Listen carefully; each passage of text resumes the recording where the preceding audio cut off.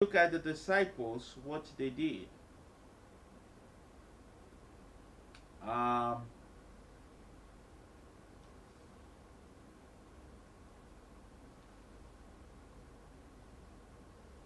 so we look at Acts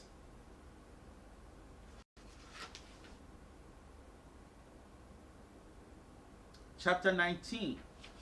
Let's go to Acts chapter 19. Today is about scriptures.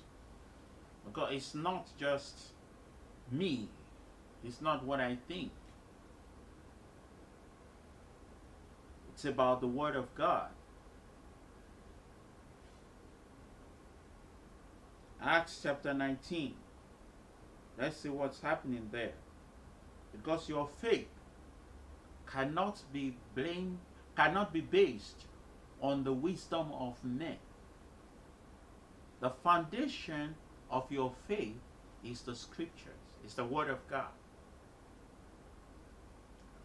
Paul said, no other foundation can any man lay other than the one that is laid already. You see, and everyone that builds on this foundation needs to be careful how he is building on that foundation, because every work shall be tested.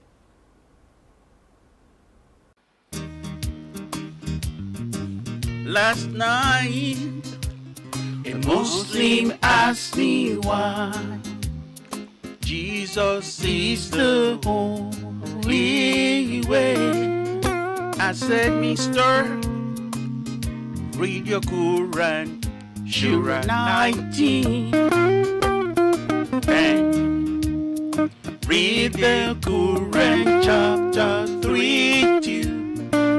You will see that Jesus is the only way. If you don't believe, God will punish you.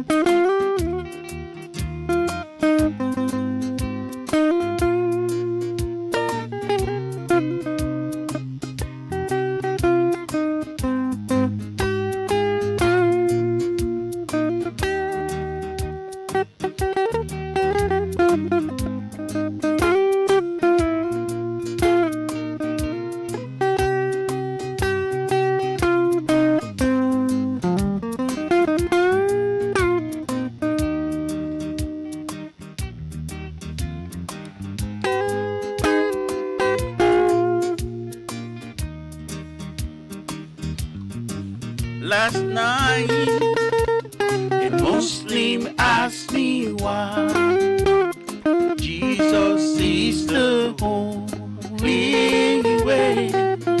I said, Mister, read your Quran, Surah 19. And read the Quran chapter 3 too. You will see that Jesus is the only way. And if you don't believe, God will punish you. Last night, a Muslim asked me why Jesus is the only way.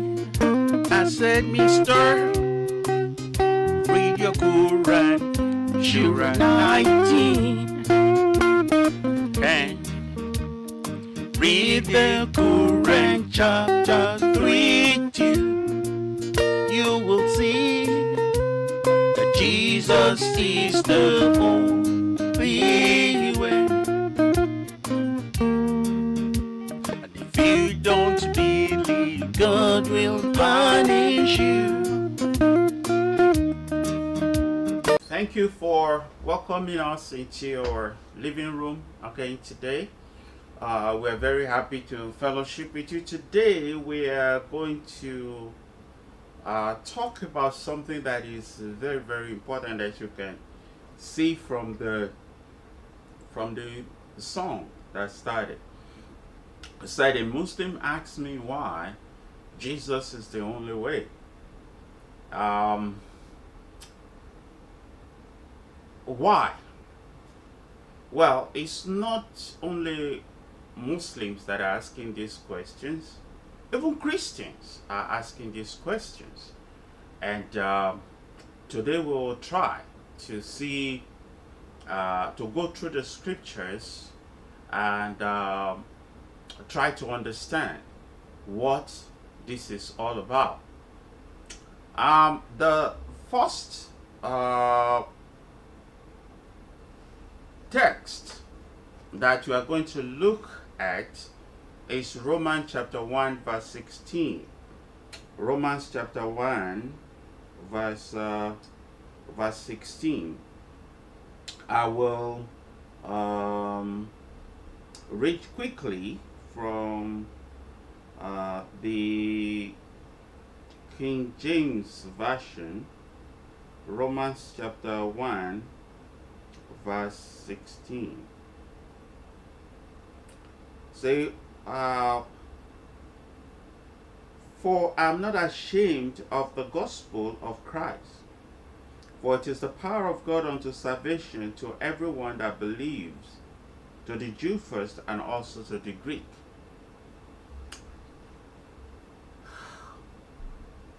The first question is, why religion? Why do we need religion? That's a fundamental question. Why do we need religion? When you ask people that question, you get different answers from different people.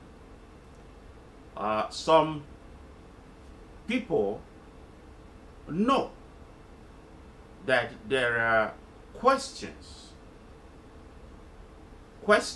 about our existence in this world, questions that we cannot answer. Why did this happen to this person? Why did it not happen to that person? Why is somebody rich and why is another person poor? You have situations where even when you look at the effort that people put into life, their work, you see two people putting almost the same level of effort into what they're doing, and you have different outcomes. Why does it rain sometimes?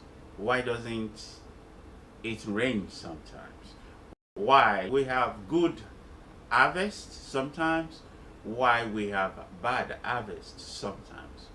Why do people pass through the same road? Some end up dying and others successfully go through this same road. We have many questions, and when we are not able to get good answers for these questions, we tend to gravitate towards religion. We feel, as human race, we feel that there must be a superior being out there that can supply answers to these questions. And you are right. There is a superior being outside there that can answer these questions. So we have religions. We have different types of religions. Some people worship what they don't know. But we have all kinds of religions. You can name them. Different parts of the world, different civilizations, we all gravitate towards the worship of a mystical being. But if there's the only reason why you seek knowledge beyond the unknown, beyond the known, then it's not enough. It's not sufficient. It's not sufficient.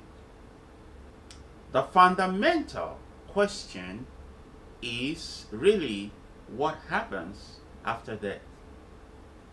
That's the fundamental question of religion. When you die, what happens? When I die, what happens?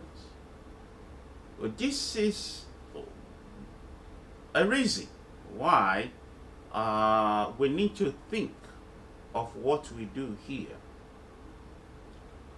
Some people feel that once we're dead, we're dead. But the things that we see in this world, they give us ideas of what to expect in afterlife. I usually use the example of amphibians. They live their lives in two phases. The spirit of man does not die. Once a spirit is created, it lives forever. An amphibian starts its life in water, and some